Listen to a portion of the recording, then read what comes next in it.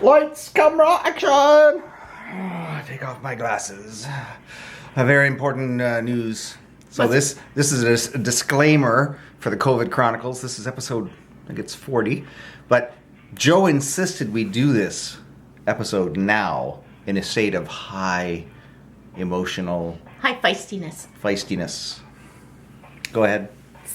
This is COVID haircut number 3. Yeah.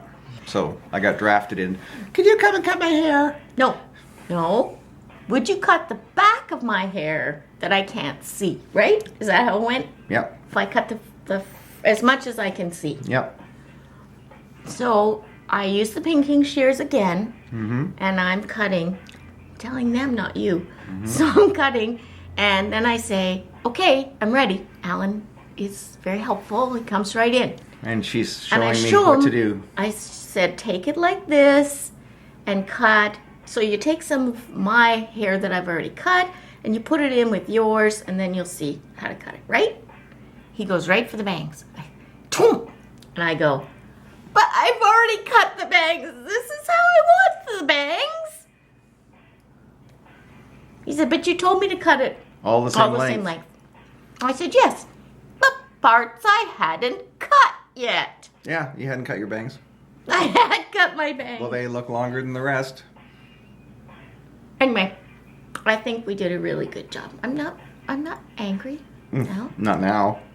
Should have heard her then. Do you want to talk about an enthusiastic agreement? I don't know how many years ago that Joe come up with this. I don't even. Did you come up with this on your own? Probably after a purchase I made and you were angry about or something. So Joe invented this concept of enthusiastic agreement. We don't spend money on anything unless we have enthusiastic agreement. Well, except for groceries and small things. Well, we right? have enthusiastic agreement there should be food in the house. Yes. We don't have enthusiastic agreement about massive quantities of chocolate or little Easter eggs that are chocolate or chippies or whatever. Bad food. Candy. That was verboten. This is verboten as per Joe when this stuff got verboten. And then it keeps being smuggled into the house. Now, Alan believes no one should change their mind ever. well, you should come to me and say, you know what, I've changed my mind about eating sugar. I'm now going to eat lots of sugar. As opposed to smuggling it into the house. And then she tells me I can't eat it or something. And I say, look, I can walk past that stuff in the store, on the shelf, and leave it there. But when you bring it into the house, it's kind of hard for me not to eat it. Hence the hiding. Well, yeah. Okay. But I can't always be as supportive as you want me to be. there you go. Okay, so So this is why we're looking for a new wife today. can I enthusiastically agree? Yes. Well, Sometimes you've already I help him find them. new wives. New wives. Joe expects she's going to kick off before I do. So I think she's got a little black book, or maybe it's a little pink book or a little red book. I don't know. Could be a green book. What color is the book? That has all the names of all the women that are candidates for a new wife. Yeah. What color is that book? Fuchsia. How will I know where to find it? I'll leave it for you. Is there like With my will. names, phone numbers, and Addresses. addresses and stuff? Email addresses? I want to know how much work I have to do. I don't know when that started. It started a long time ago, probably after we were first married or even before. We were at this event once. We're lined up in rows and rows of chairs, and there's this young woman sitting ahead of me, and Joe leans over. She goes, "Hey, that one right there. That's your next wife. That's your next wife." That's what she said. And then the girl turned around because she got the girl's attention, and I'm like, "What is going on?" I leaned over and tapped her on the shoulder. Yeah. And you thought I was going to tell her I don't she know. was your next wife. I And don't I know. said, is that your grandma beside you? Joe, so we'll be I walking. think I said, get ready for this, okay? And then I tapped her on the shoulder. Yeah. Is that your grandma beside you? And sometimes we're on the motorcycle, we're driving around in stop and go traffic, which I hate. Maybe in the town or the city or whatever, and she'll tap me in the shoulder and go, and then I'll be like, what? Yeah, she's a candidate, you know. Anyway. But if he spots them, I'll often just say, no, No, you can't. not that one. So anyway, Are these ones going to be easier to deal with than you? No. No? Oh. The younger So they are, the more it's- high maintenance. It's that package thing. Well, it looks like a nice package, but inside there's a demon. Anyway, so enthusiastic agreement. Yeah. Just a moment. Cut for a moment. Yard work. You have What? to. Okay. Okay. Yard work. Alan went out once to mow the lawn on the riding mower and got stung on the head by a bee Or wasp or something. or something. That was the end. Very painful. That was the end for him. I just did not like it. Did not like it at all. It was very painful. He said to me after that, Never doing it I again. think we should turn the land, Into a butterfly sanctuary. That's what I thought.